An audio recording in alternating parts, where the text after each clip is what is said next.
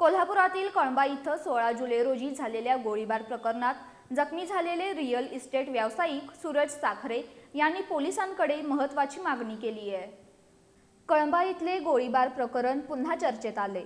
16 जुलै 2026 रोजी नवीन बांधण्यात येत असलेल्या कार्यालयाच्या कामाची पाहणी करण्यासाठी गेलेल्या सूरज हनुमंत साखरे यांच्यावर गोळीबार करण्यात आला होता। कार्यालयाचं काम पाहून खाली उतरत असताना त्यांच्यावर हल्ला झाला। या गोळीबारात साखरे यांच्या पोटाला गोळी लागल्यानं ते गंभीर जखमी झाले होते। या प्राणघातक हल्ल्यामागे गणेश खाडे, आनंद खाडे आणि त्यांचे वडील रमेश खाडे यांचा हात असल्याचा संशय सूरज साखरे यांनी व्यक्त केलाय। देवकर पानन ते साईनाका कळंबा परिसरातील रस्त्याच्या कामावरून यापूर्वी वाद निर्माण झाला होता।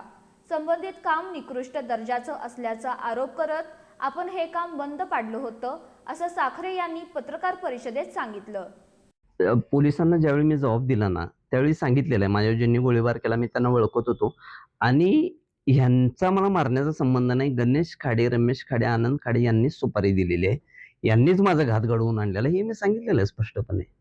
इव्हन ना माझ्या मिसेसची आणि माझी 6 महिन्यात किमान 6 वेळा चर्चा झाली। माझी बायको मी घरातून बाहेर पडताना मला स्वामींचा अंगार द्यायचा। गोळीबार प्रकरणासोबतच बदनामीच्या मुद्द्यावरही सूरज साखरे यांनी पोलिसांकडे दाद मागितली आहे। सोशल मीडियाच्या माध्यमातून वेगवेगळ्या हेतूनं आपली नाहक बदनामी केली जात असल्याचा आरोप त्यांनी केलाय। या प्रकरणाची सत्य परिस्थिती माध्यमांसमोर स्पष्ट करण्यात यावी आणि बदनामी करणाऱ्यांवरही कायदेशीर कारवाई करावी अशी मागणी त्यांनी केली आहे।